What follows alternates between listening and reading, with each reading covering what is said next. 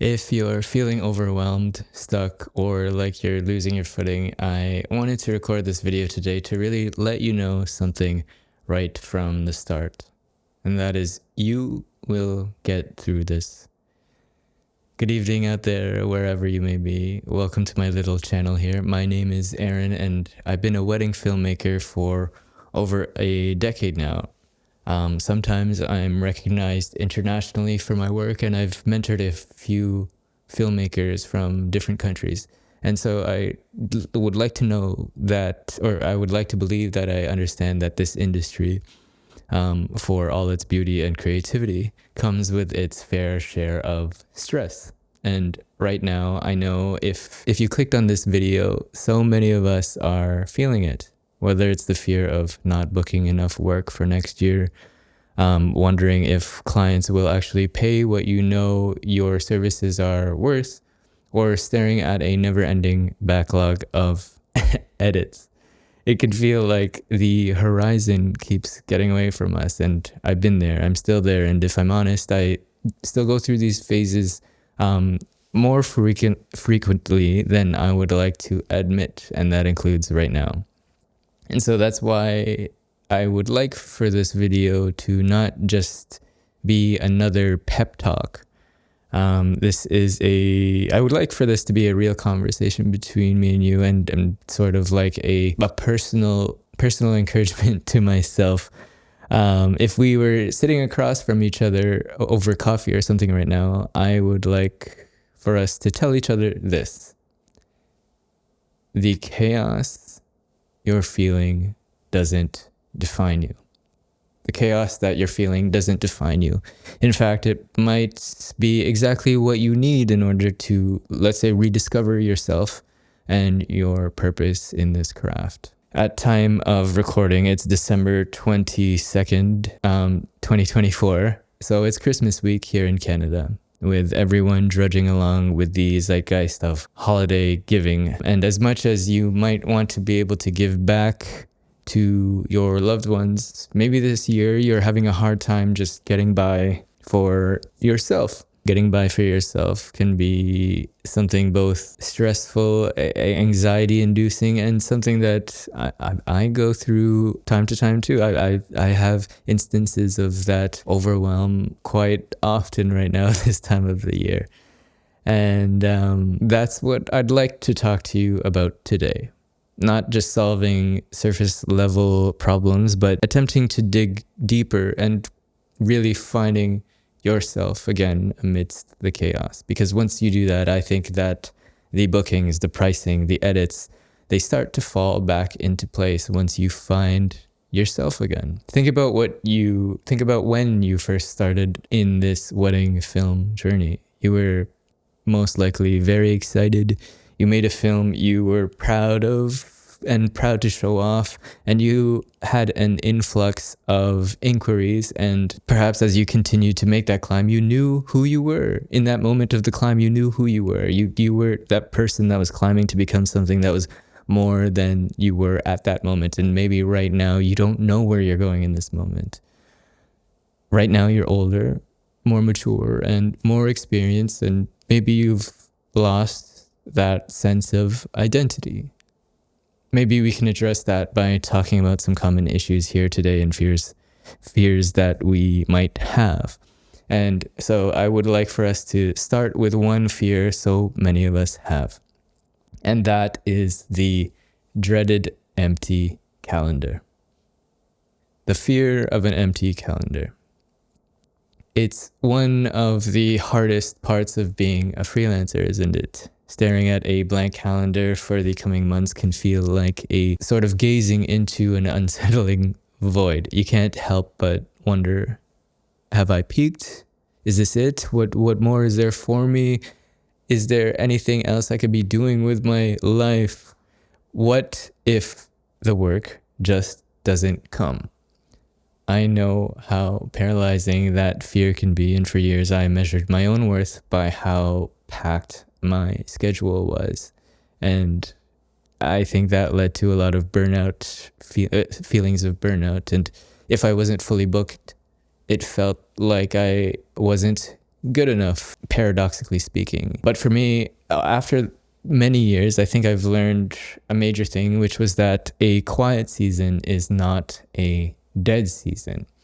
It's a pause, and that pause can be exactly what you need in order to grow into the next version of yourself. Perhaps you could think about it this way. In a wedding film, let's use our work as an analogy here. In a wedding film, the quiet moments in our timelines, the stillness before the vows, the pause between the speeches, those quiet moments aren't empty silence. They're not no thing. They're still something.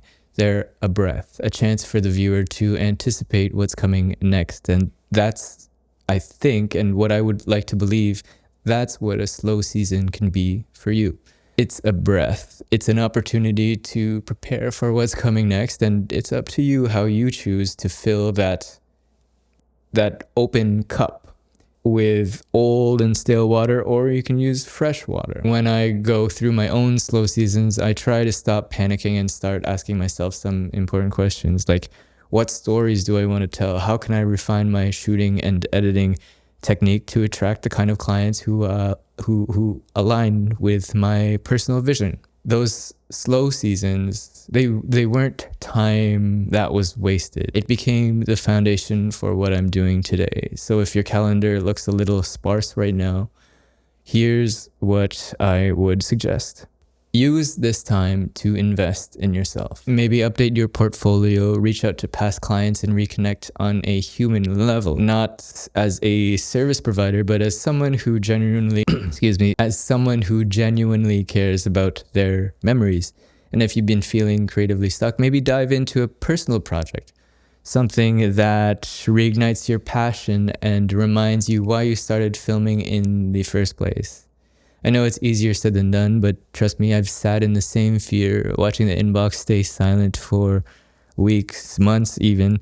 And looking back now, I see those moments as some of the most transformative in my career. Think back to 2020, no one was working, but I would like to believe that we all emotionally matured into the people that we are today. Hopefully we are a little more mature. Those silent pauses, let's call them, forced me to get clear about who I am, what I offer, and who I want to work with. And once I figured that out, the work did come. And it wasn't just the average or everyday project that I was used to back then, but it was work that was better for me, better work, more aligned work that didn't just fill my calendar, but also filled me with purpose.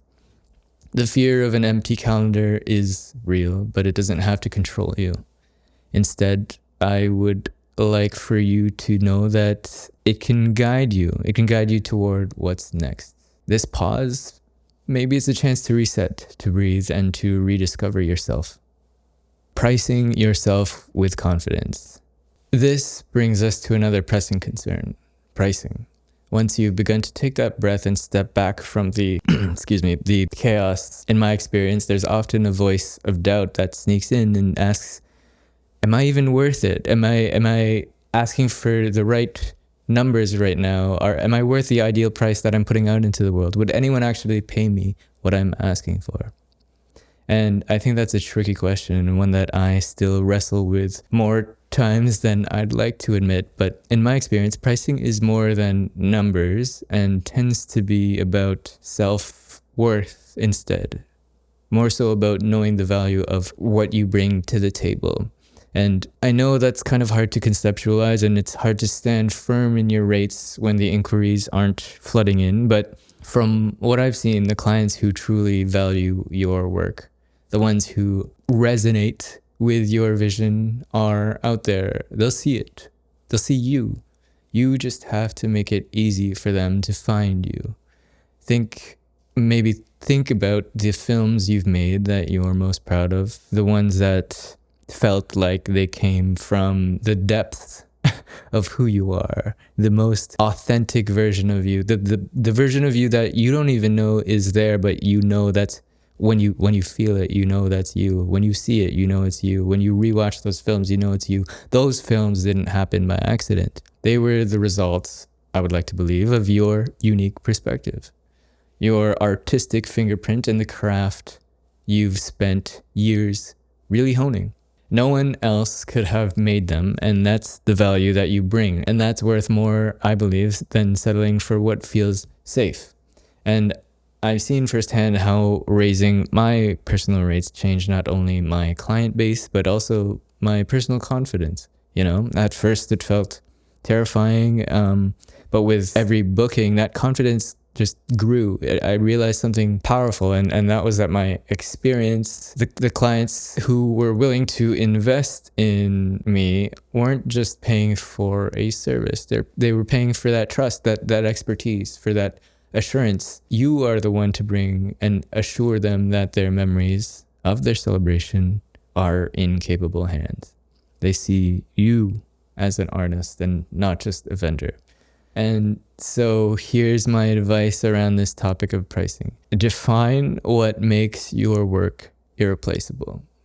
Look at your body of work and identify what you consistently bring that others don't necessarily bring, that others don't see, that others don't feel, hear, taste, touch. Then I would encourage you to communicate that boldly on your website, in your conversations, and even in the way that you carry yourself. Confidence in that way isn't arrogance. It's clarity. And when you're clear about your value, what you bring to the table, it makes it easier for the right clients to see it too. Not just clients, but friends and family as well. And that's a whole other video topic. But remember, the people who matter don't mind, and those who mind don't matter. It's okay to feel uneasy about this. Growth, I think, often feels uncomfortable, but valuing yourself confidently is about more than just making a quote-unquote living. I believe it's about stepping into the artist and professional that you authentically are. And if we were to think about it, actually in my book here, Viewer's Protagonist, I mentioned Michelangelo, the artist. All it took for Michelangelo to sculpt the David was removing the material that wasn't meant to be there. I'll let that sink in. So let's turn now to another challenge that often weighs just as heavily on all of us in our industry, something I'm ashamed to say that I'm dealing with right now, and that is the dreaded backlog. Prepping and smoothing the timeline. Okay, the backlog, it's like this shadow that looms over you, whispering reminders of every unfinished project that's just waiting to be opened again, hidden away in the archival hard drives. It's relentless, and no matter how much progress you make, there always seems to be another folder of raw footage that needs to be tamed. I've been there too, and staring at the screen last night, even feeling like I'll never catch up. And while I'm saying this, I'm judging the feeling of having to go back into my hard drives and re-import projects that I know I should be starting. Here's what I've realized, and this is something that I'm still coming to accept over the years, because this happens every December time, every holiday time of the year. I've found that our backlog doesn't have to be our enemy, and let me explain what I mean by that. In fact, maybe it would be better to conceptualize our backlog as an opportunity. Don't think of it as something to tackle, but an opportunity. Editing, I think, is where your true artistry shines as a filmmaker, as a wedding filmmaker.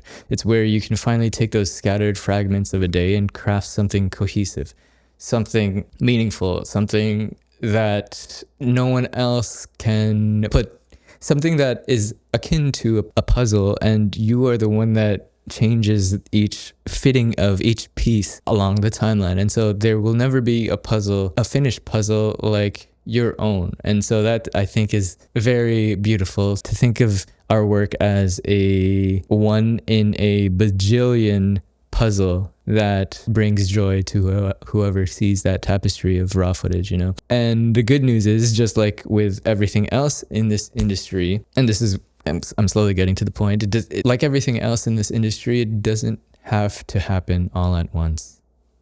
When I tackle a project, a puzzle, let's call it, I like to begin with dialogue, any spoken narrative to incorporate, and I like to export the ceremony and speeches first, which gives me a clear picture of any available dialogue that could be used to form some sort of story structure. And if there isn't any usable toasts or vows or speeches, which tends to be the norm these days, because who likes overdrawn speeches? I usually take this as free rein to be experimental in my editing communication. To me, this means speaking with visuals or speaking with editing techniques. More on that in my book here, Viewer is Protagonist. From there, I begin to craft the creative film, letting any applicable dialogue and most of the compelling B-roll guide that puzzle creation. And this forms the kind of foundation of the overall plot. At the same time, I choose the music, and it helps me step into an established tone of the film. And finally, as the timeline takes shape, for me, the momentum builds in that kind of step, and I start to see where the overall, let's call it a puzzle again, the overall puzzle story naturally wants to go. I get more into that philosophy in my book here, where I don't see wedding films as a beginning, middle, end, but more of a painting. I called it puzzle throughout this video, but more of it as a painting. Anyway, all these finer details to say that by prepping and smoothing the timeline in a, structured way, I found it becomes far less overwhelming. Instead of trying to put the puzzle piece together with the random pieces from one end to another end, to another end, to another end, without some sort of framework in between. Most people, I believe, start with the perimeter of a puzzle piece. In the same way that we create a wedding film, we need to have some sort of structure. And once you do have that structure, that overwhelm will start to fade into the background. Breaking the process into defined steps, I find, makes it easier to stay focused and reduces the chances of getting lost in the chaos. And if the workload still feels overwhelming, I think that's the perfect word. If it feels overwhelming, maybe consider that it's okay. It's okay. Things happen, and most of all, it's okay to ask for help too. Whether it's outsourcing parts of your workflow or leaning on colleagues for support.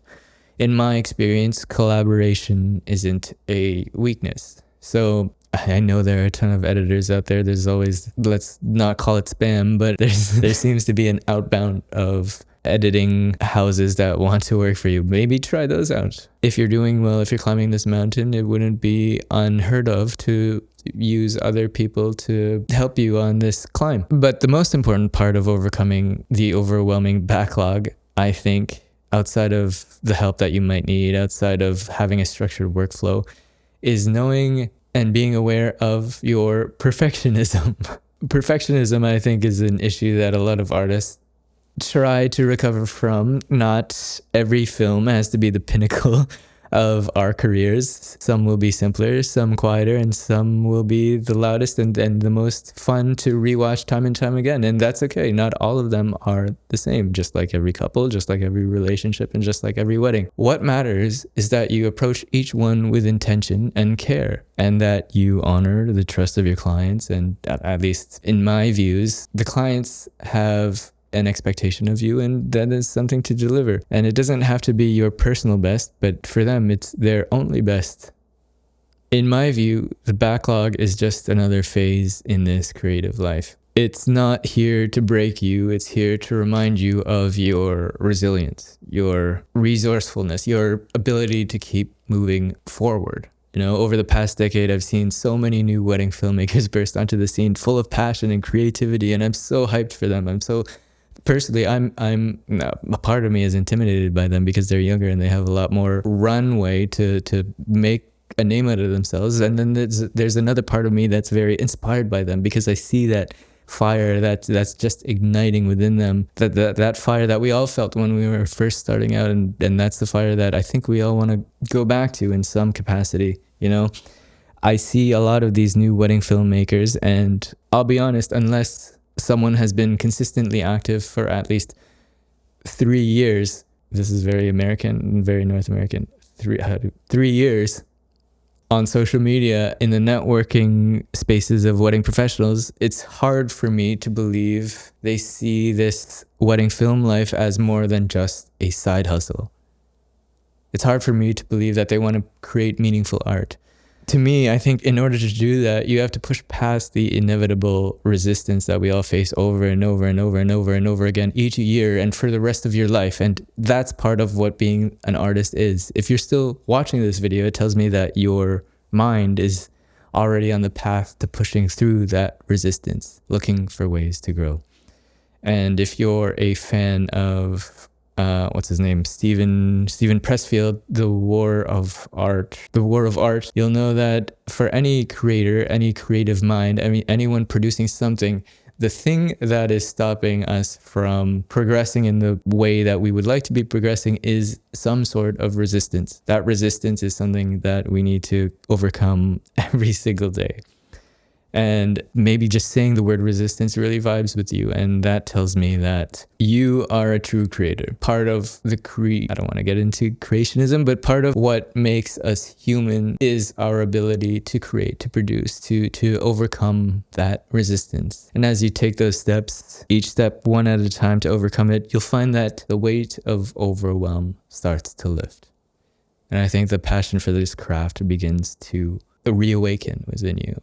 Yes, according to Buddha, life can be suffering, and I think that's what a lot of resistance is to some degree, but only if you believe it so.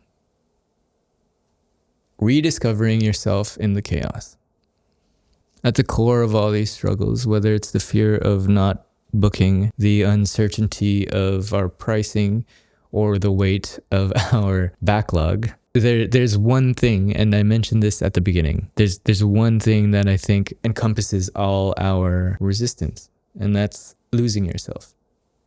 Losing yourself, in my experience, isn't just another point to consider. It feels like the linchpin that holds all of our resistance within us. Losing yourself disrupts not only your creativity. Losing yourself is a constant battle with your creativity, but it's also the connection to your purpose. From what I've seen, when you're caught up in the whirlwind of deadlines, expectations, and self-doubt, it becomes so easy to lose sight of why you started in the first place. Just like an identity-driven wedding film reflects the couple's essence, your work reflects your essence. Your work reflects you, and when you lose that connection to you, everything else begins to unravel. The edits feel harder, the creativity feels stifled, and to be honest, the joy of what used to feel passionate fades. That passion fades into the background, and I want to share something here that I've learned. It's that it's not too late. It's never too late to find who you are. You're constantly creating that. Sometimes the solution isn't to work harder or push through the chaos. It's to pause and reflect. Just like I mentioned earlier in this video. Take a step back and ask yourself, who am I? Who am I as a filmmaker? Why did I start this journey? What is it about this craft that really resonates with me on a deeper level as well as a higher level? As above, so below. When I've felt that creative disconnection, I've found that asking myself a few very key questions can help and have helped me realign and reconnect with myself. And here are some of those questions that have really guided me in those moments. What's one moment in your career that made you proud? Not because it was profitable, but because it felt true to who you are. What do you love about filmmaking that has nothing to do with money or success? What makes it meaningful to you personally? If you were to create a personal mood board, not for a client, but for yourself as an artist, what would it include? Think about colors, themes, moments, and emotions that represent you. When I hit a creative wall, reconnecting with these answers continue to help me shift my perspective back onto what really matters. And that's what really matters is being who I know I need to grow into. One personal example that stands out for me is when I took on a series of small video projects for a local tailor shop. This tailor shop actually made and tailored this jacket that I'm wearing. And when I first started working with them, I was very stuck. I was caught in a cycle of editor's block from the repetitive nature of wedding edits. And when I was with them, immersing myself in that completely different world, documenting the quiet but also rambunctious lifestyle of the tailor shop was the shift that I needed. It reminded me that even the quickest and smallest ideas can evolve into compelling art. A lot of the projects that we did were very spur of the moment, and I'm still working with them. But working with them, that experience really reignited a sense of creativity that I thought I lost. And to this day, working with them at the tailor shop, it's for me, it's not just a source of inspiration. It's more than that. It's a reminder to approach wedding work with a renewed gratitude and fresh perspective. Being outside of the wedding world really brought that new perspective and gratitude for where I am, whether or not it's in the wedding space, whether I'm working outside the wedding space. Overall gratitude is something that I would like to fall back on and encourage you to fall back on too, and find inspiration to do so in any form of work that you can find. In my view, rediscovering yourself isn't just a solution to today's challenges. It's the foundation for everything you create moving forward. Every decision you make, every frame you edit stems from your unique perspective. And when you operate from a place of authenticity, the chaos begins to feel manageable, even purposeful. You're not just a filmmaker, you're an artist, a unique voice in the world. Don't let fear or stress drown that out about you. The chaos will pass and the work will come, but the most important thing is to continue rediscovering and holding on to who you are in the process. And I would like to leave you with this before I go. One story, I remember one particularly hectic wedding where my assistant and I accidentally locked our rental car keys in the trunk during the reception. We locked the car keys in the trunk of the rental car. During the reception of all times, it felt like everything had come to a halt. Our gear, our mobility, and our flow. As we scrambled to call for help using our international SIM cards, dozens of guests at the outdoor venue of all venues could clearly see our predicament. They were all standing around us. It was so embarrassing. And thankfully, though, as the evening wore on and the light began to fade, we got a little relief from the attention because we were hidden in the darkness by that point, thankfully. Instead of panicking, we focused on the one thing we could do: adapt. We adapted. With the help of the event's lighting tech, who I'm forever grateful for, I managed to contact the local auto association and get the car unlocked. In the meantime, we made the best of the gear we still had with us, the gear that wasn't locked in the car. Trying to wrap our head and adapt to these moments wasn't the most smooth. It wasn't perfect, but it reminded me that even when the road ahead seems undrivable, there's always a way to move forward. The final footage turned out just as impactful as if the whole situation had never happened, thankfully. But more importantly, as a lesson in life, it taught me that resilience is what keeps us driving forward, no matter the setbacks or locked cars. Whatever hurdles you may be facing in this moment, you're not alone. And that means when you're not alone, you're not lost.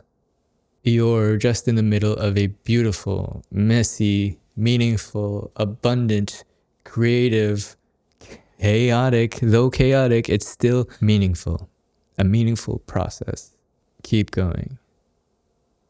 Thank you so much for listening to my little PSA video here, and I hope to catch you in the next video.